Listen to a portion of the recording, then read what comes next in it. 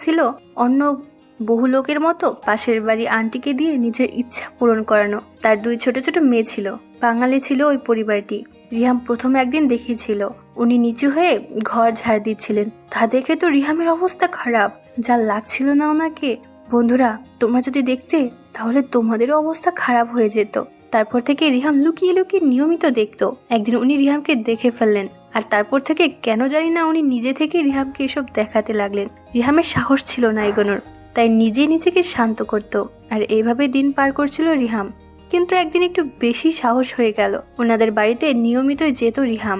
ওনার বাচ্চাগুলোর সঙ্গে খেলা করতো রিহাম। একদিন রিহাম ওনার ঘরে ঢুকে দেখে আন্টি স্নানে গেছে, আর শুকনো জামা কাপড়গুলো বাথরুমের দরজার পাশে খাটে রাখা। বাথরুম থেকে জল ঢালার আওয়াজ আসছিল।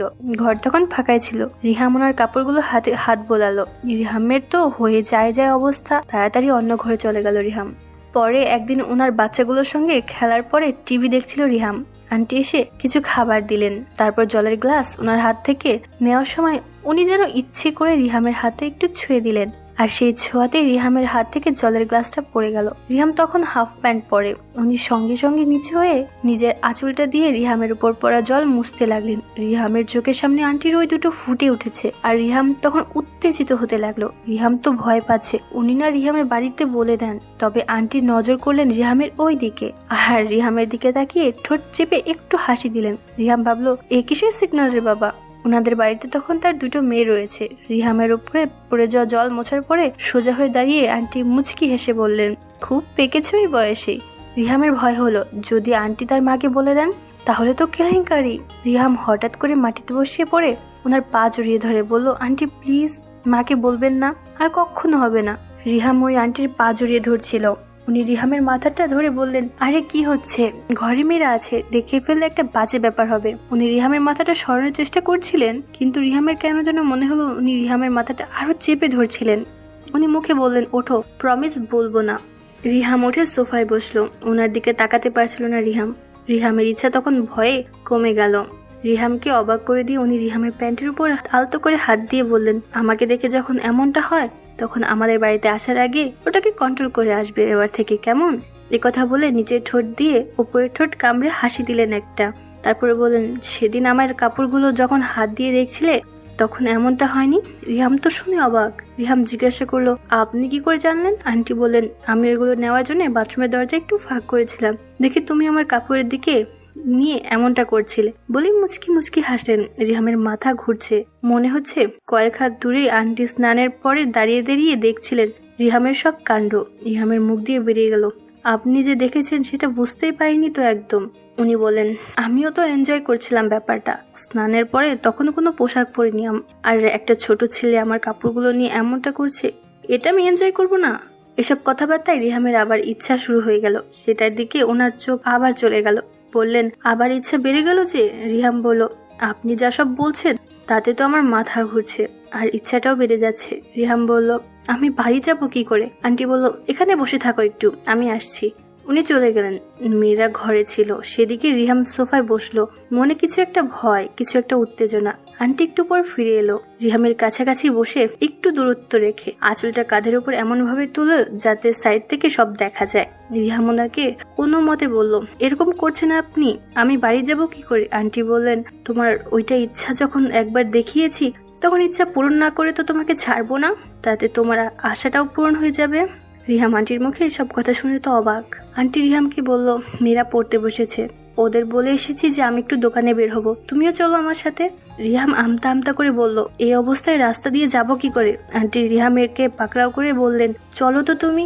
উনি মেয়েদের উদ্দেশ্যে জোরে জোরে বললেন, তোরা পড়তে থাক, আমি বাইরে তালা দিয়ে যাচ্ছি, ভয় পাস না। ওনাদের দরজা দিয়ে বেরিয়ে একটা প্যাসেজ আছে, তারপর একটু ডান দিকে ঘুরে মেন গেট, সেটা সবসময় তালাবদ্ধ থাকে। এই প্যাসেজে দাঁড়ালে কোনো দিকে কেউ কিছু দেখতে পায় না। দরজায় তালা লাগিয়ে আন্টি রিহামকে দেওয়ালে ঠেস ধরে বললেন। রিহাম ওনার থেকে হাইটে অনেকটা ছোট, তাই ওনার ওই দুটো রিহামের মাথার কাছে। উনি রিহামের মুখটা ওনার ওই দুটোর দিকে চেপে ধরেছেন। রিহামের ইচ্ছা আরো বেড়ে গেল। রিহামা ওনাকে ধরে নিল। এই প্রথমবারের মতো রিহামের এমন অভিজ্ঞতা হচ্ছে। রিহাম উত্তেজনায় কাঁপছে। রিহাম আর থাকতে না পেরে শুরু করে দিল। উনি কেমন যেন একটা আওয়াজ বের করে উঠলেন। বন্ধুরা, ওনার এই আওয়াজ শুনে আমারও ইচ্ছা জেগে গেল। তবে আমার স্বামী এখন অফিস থেকে আসলে আমি তাকে দিয়ে নিজের ইচ্ছা পূরণ করব। তোমাদেরকে আগামী দিন আমার ইচ্ছা পূরণের গল্প শোনাবো। তবে কথা দাও তোমরা আমার সাথে থাকবে। এরপরে উনি নিজে রিহামকে সব শিখিয়ে দিতে লাগলেন। রিহামের চোখের সামনে আন্টির সব সম্পদ। উনি রিহামকে বলেন, এইটুকু বয়সে কোনো মেয়েকে দিয়ে ইচ্ছা পূরণ করছো বলে তো মনে হয় না, পারবে তো? রিহাম বোকার মতো জিজ্ঞাসা করলো, কি পারবো? উনি মুচকি হেসে বলল, জানো না কি পারার কথা বলছি? বোঝো না শয়তান? রিহাম জিজ্ঞাসা করলো, যদি কেউ চলে আসে? উনি বলেন, দরজায় তালা, বাহিরে তালা, আমার বড় অনেক রাতে ফিরে, কেউ আসবে না বলে আন্টি রিহামকে তার আরো কাছে টেনে নিল। রিহাম কি করবে বুঝতে পারছিল না। তারপর রিহাম আস্তে আস্তে শুরু করলো। আন্টি রিহামের সাথে সঙ্গ দিয়ে যাচ্ছিল। রিহাম আর ওনার মধ্যে কথা চলছিল। এইসব ধরনের কথা শুনে বাড়তি কোনো উত্তেজনা হলো না রিহামের, কারণ এই গোটা ঘটনা রিহাম এতটাই উত্তেজিত হয়েছিল যে কথায় তেমন কাজ হলো না। রিহাম এটা কখনো ভাবেনি যে পাশের বাড়ির আন্টি এভাবে তাকে দিয়ে ইচ্ছা পূরণ করবে। তার কিছুক্ষণ পর শেষ হলো তাদের ইচ্ছা পূরণ। তখন উনি রিহামকে বলল, বর ছাড়া কাউকে দিয়ে কোনোদিন ইচ্ছা পূরণ করিনি তো? রিহাম ওনাকে জিজ্ঞাসা করলো, তাহলে কেন আমাকে দিয়ে ইচ্ছা পূরণ করালে আজ? উনি বলল, তুমি যে লুকিয়ে লুকিয়ে আমার দিকে তাকাতে সেটা বুঝতে পারতাম। একটু খেলতে চেয়েছিলাম প্রথমে, কিন্তু যেদিন বাথরুমে থেকে দেখলাম আমার কাপড় নিয়ে এমনটা করছিলে আর তুমি উত্তেজিত হয়ে গিয়েছো, সেদিনই আমার মনে হলো ট্রাই করি না একটু অন্য কিছু। এত বছর ধরে তো শুধু বর ছাড়া আর কারো কথা ভাবিনি। এইসব কথাই হচ্ছিল রিহাম আর ওনার মধ্যে, তবে খুব ফিসফিসিয়ে। এরপর উনি রিহামকে বাড়ি পাঠিয়ে দিলেন। রিহাম বাড়িতে এসে বাথরুমে গিয়ে ভালো করে হাত পা ধুয়ে পড়তে বসলেন।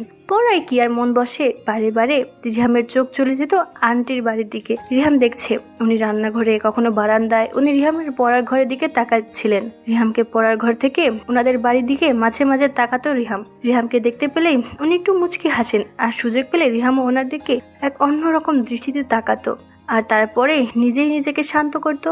এর মধ্যে রিহাম ওনার বাড়ি গিয়েছে কয়েকবার, কিন্তু কিছুই করতে পারেনি রিহাম। সেদিন রিহামের স্কুল কি কারণে যেন ছুটি ছিল। সকালের কিছুক্ষণ পড়াশোনার পরে রিহাম পাড়ায় খেলতে বের হলো। অবশ্যই খেলতে না গিয়ে চলে গেল আন্টির বাড়িতে। তবে রিহামের অন্য কিছু প্ল্যান ছিল না। রিহাম জানতো না যে ওনার মেয়ের স্কুলে ছুটি নেই, তবে ওনার বর অফিসে গেছে সেটা আন্দাজ করেছিল রিহাম।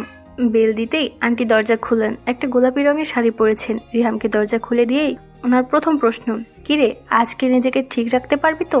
এটা বলে একটা মুচকি হাসি দিল। রিহাম মনে মনে ভাবলো, বাবা আজ যে প্রথমে উল্টাপাল্টা বলতে শুরু করলো আন্টি। রিহাম জিজ্ঞাসা করলো, মেয়েরা বাড়িতে নেই তাই এসব বলছেন? উনি বলেন, মেয়েদের স্কুলে আছে, বড় অফিসে, ঘরে এখন শুধু আমি আর আমার ছোট্ট প্রেমী বলে আন্টি রিহামকে তার কাছে টেনে নিল। তারপর রিহামের ওটা ধরে টেনে নিয়ে গেলেন বেডরুমে গিয়ে আন্টি জানালাগুলো বন্ধ করে দিলেন। তারপর নিজে রিহামকে জড়িয়ে ধরে বললেন, আগের দিন অন্ধকার জায়গায় ভালো করে দেখতে পাইনি, আজ সব দেখবো। সেদিন শুধু ওইটাই হয়েছে, আজ তোমাকে ভালোবাসবো, আদর করব। এই বলে রিহামকে খাটে নিয়ে গিয়ে ফেলে দিল। তারপর উনি আর